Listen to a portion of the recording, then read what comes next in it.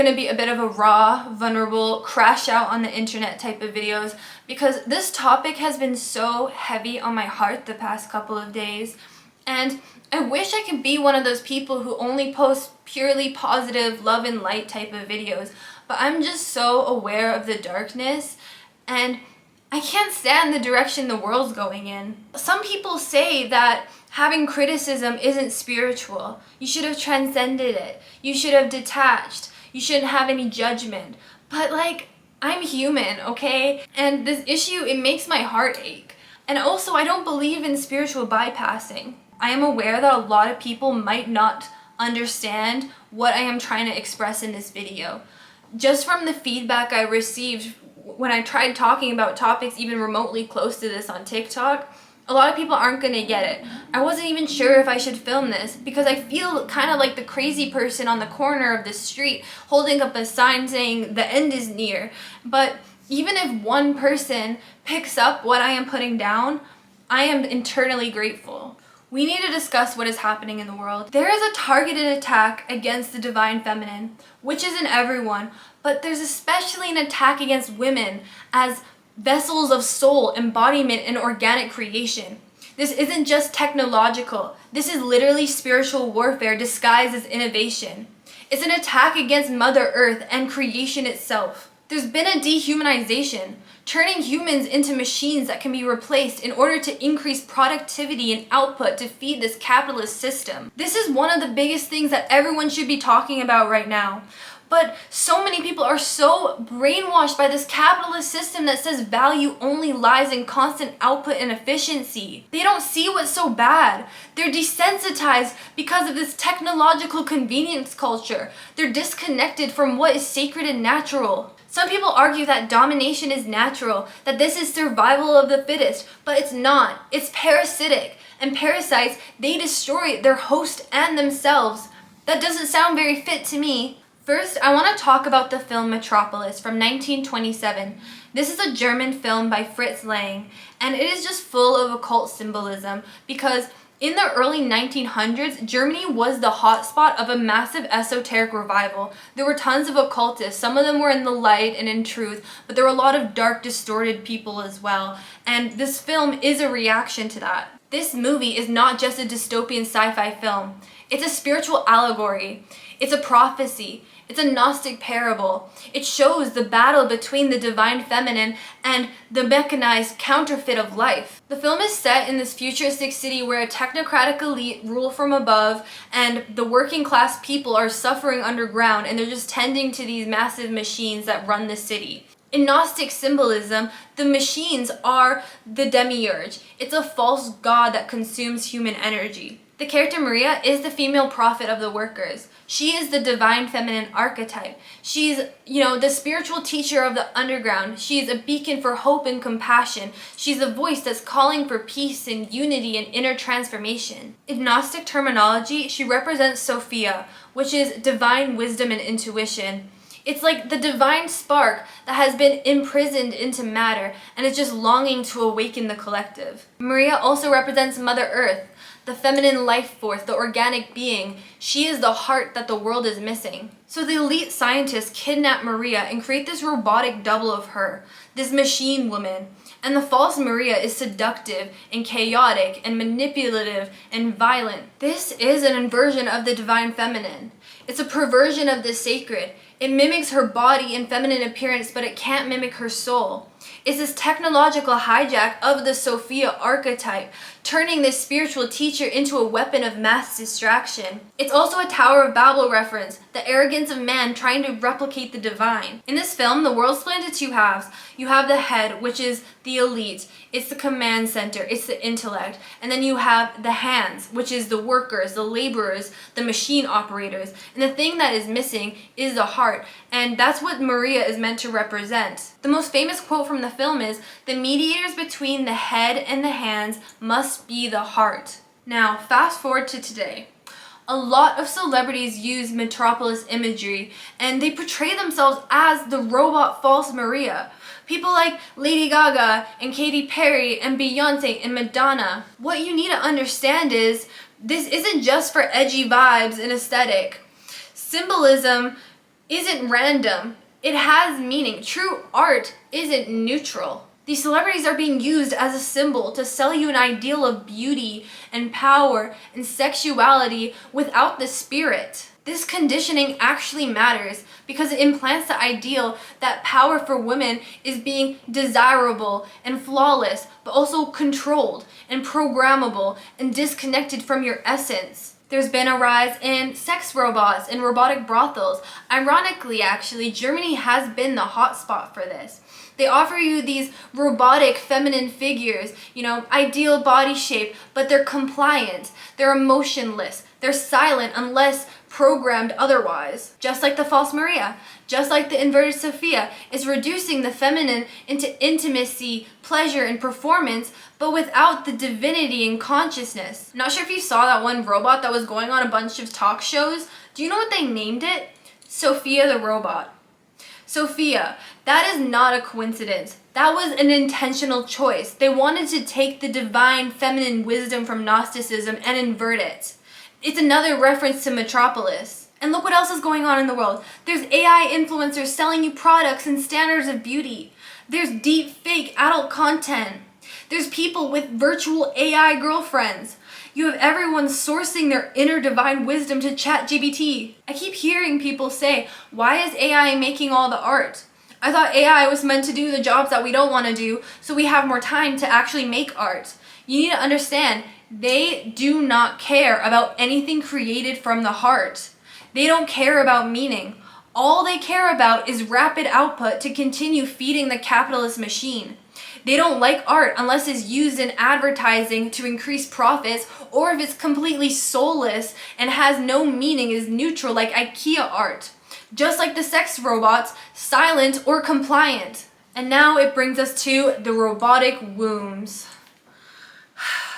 Recently, I've been seeing a lot of news articles about this. In China, apparently they're going to be on the market in 2026. And they're arguing that this is for women with infertility issues who have trouble conceiving. They say they're doing this for you, a kind gesture, and also as a solution to the declining birth rates. But this is the messed up part. Why are they not addressing the root? Why is there a rise in infertility? Is it endocrine disruptors and microplastics? Is it high cortisol, being overworked? Is it disconnection from circadian rhythms? Why are women choosing to not have kids? A lot of women are choosing to not have kids, not because they hate children or as a rejection for life. It's actually out of a deep love and reverence for it. They don't want to subject children to suffering. Like, literally, look at the political and economic state of the world, as Jaden Smith once said. People are going through it. Like, people are struggling so hard financially, and it's especially hard for caregivers. There's such a lack of support, mental health support. Even maternity leave is a joke in so many countries. There's a disconnection from community. We're on the brink of World War III. There's a deep sense of existential despair that the world is not safe or sacred enough to bring new life into it. It's not that women don't want to nurture life, it's that the systems feel so broken that nurturing life feels like sentencing it. And this is the power that women hold. It is their divine right. They are literally the gatekeepers of life. They're the ones that decide whether it's safe to bring children into this world or not. And that role is so sacred. To have that discernment, to have that intuitive knowing is necessary for our planet and our species. And you know what? They hate us for it because they can't control it. Instead of addressing the root cause, it sells you a solution based on comfort and convenience. Instead of trying to heal the issue, they try to bypass it. It's that same mindset of, oh, let's just colonize Mars, instead of asking, hey, why are we destroying the planet? Why are we destroying our home? These power structures don't care about you. They don't care about life itself. If they did, they would restore the conditions that make life actually thrive. Clean air, water, security, community, beauty. Instead, they just say, life itself is the problem. Let's just replace it. It's so disrespectful. It's a mockery. They keep trying to sell it and say, this is for you. This is empowerment. But really, they're just worried about losing workers. They need people to keep feeding the capitalist machine that requires laborers and consumers and people to fight in their wars. This isn't about helping women. It's about preserving a machine that is losing its fuel, which is human bodies. Also, women's bodies and their health is so understudied, instead of seeking to understand, they'd rather just replace them. Some people might not agree with this take, but yes, infertility can be extremely devastating. IVF is horrible, so the news of an artificial womb can feel like hope, and the pain that you feel is valid. But just because technology can soothe individual pain does not mean that it's the right path in a moral, spiritual, and long-term evolutionary stance. At what point does the pursuit of comfort become complicity? You need to ask yourself, yes, you can get this thing that you want, but at what cost? The disrespect and replacement of a woman's sacred role in creation? The severance between mother and child? Altering the fabric of human life? Supporting these transhumanist ideals of replacing nature rather than putting in an effort to try and heal it? And there are so many children in foster care, so many children that are needing a loving home. The desire to create your own child at any cost while neglecting the ones here that are suffering? I don't know. I don't think that it's cruel to say that there's so much love in this world that's waiting to be received. Do we need to necessarily manufacture more bodies in order to feel it? When we talk about evil in this world, it's not the cartoon evil that we see in movies. True evil isn't obvious. It doesn't yell, it seduces. It's a manipulative evil that plays on your emotions. It sells you convenience and comfort and ease at the expense of your soul and humanity. And this is what the whole sell your soul thing in Hollywood is. For fame and luxury, you become a robot Maria. You have to push an ideal of beauty and sexuality and power, but at the expense of your divine wisdom, your freedom, your soul's essence. You have to be completely compliant to the system. And also, if this technology exists, don't think that there won't be people using this for dark purposes. There are some evil people on this planet. Where are the eggs gonna come from? As soon as life is severed from the mother, the womb, the organic, it becomes another product on the market. And when there's a product, there's a procurement. Who's going to be targeted by that? It's going to be women in poverty, being exploited for their eggs like cattle for milk. It's going to be girls being trafficked. Once you open this Pandora's box, the womb becomes an industry. And this could lead to things like eugenics, genetic selection to create this optimized labor force. And I know that this sounds like sci-fi, but really it's not. It's the most logical step in capitalism and the constant optimization it requires. The patriarchal capitalist system we live in only values logic, control, and materialism. It wants a world without spirit. It wants a world that's completely trackable and mechanical and replaceable. The divine feminine is not the weak and submissive stereotype that patriarchy presents. She is the source code of embodied life. She represents creation, intuition, emotion, sensuality, nature, the beauty, the mystery, the non-linear, the inner knowing that may not make sense logically, but somehow magically is still rooted in truth. She is the portal between worlds. She holds the power to receive, to transform, to birth, not just babies, but art and beauty and meaning. In mythology and occult traditions, the divine feminine is seen as the guardian of the soul, of the earth, of initiation. She is the witch. She is the mother. She is the oracle. She is the lover. She is the destroyer. She is the healer. She cannot be imitated and she cannot be controlled. And this is terrifying to any system that seeks control. The machine, it just wants uniformity. It wants predictability. It wants efficiency. It wants output. This is exactly why she is being targeted. Women, by their very existence, naturally challenge the machine. She bleeds, she creates, she nourishes, she destroys, all on her own rhythm. Women represent everything the system fears. Intuition over data, presence over speed, emotions over metrics, chaos over order, embodiment over abstraction, nurturing over competition. Her very existence is a constant reminder that you are not the origin of life, I am. So the patriarchal capitalist system wants to make her submit to it. They hyper-commodify female beauty. They promote dysmorphia. They capitalize on their bodies and sensuality. They celebrate the synthetic alternatives like AI models and robot wombs. It trains women to see themselves as avatars in this male-coded system of worth. The system is trying to say, you don't need women, you don't need nature, you don't need the womb. We have a better one now, and this one, it can be easily controlled. I feel just so much pain inside talking about this, and like, I don't know what to do. Like, I don't know how to navigate this world, because no matter how hard I try to explain this with words, it feels like people aren't getting it. And we have this whole gender war thing going on now. We have so many men who are falling down these far-right red pill pipelines where they just demonize women. They are threatening to take away their rights, and they're just stuck in anger and like this false sense of superiority because they're so lost in disconnection. The conspiracy theorists who claim that they're anti-system, they should be all over this. Where are they? The attack on the feminine is an attack on Mother Earth. It's an attack on life itself.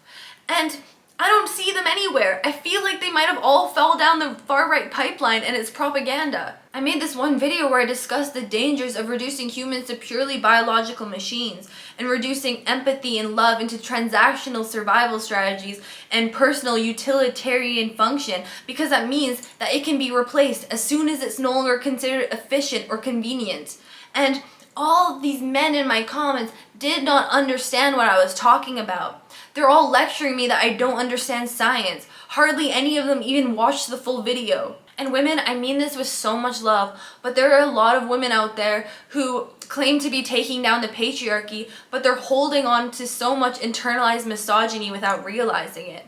Because when I mention the word feminine, so many of them get mad at me because of the way that feminine has been weaponized by patriarchy. To them, it means it's like an insult. It means I'm calling them submissive and weak and someone who is too emotional to be a leader. I'm just trying to say that this is a misrepresentation. This is a distortion. What I'm trying to talk about is the divine force of creation, the thing that births meaning and beauty and soul into this world. It's literally the most powerful thing. The earth itself, we call it Mother Earth for a reason. The earth is feminine. And maybe this is just language breaking down. We need to find a new word to describe it because the word feminine and masculine have been so distorted. But at the same time, this isn't a new concept. This has been in esoteric traditions for thousands of years. Some women don't realize that they're using the same scale of value that the patriarchy created. Yes, let's dismantle all the gender roles, but please, can we not demonize the traits like emotional intelligence, like intuition, flow, nurturance, embodiment? Like, being nurturing isn't a bad thing.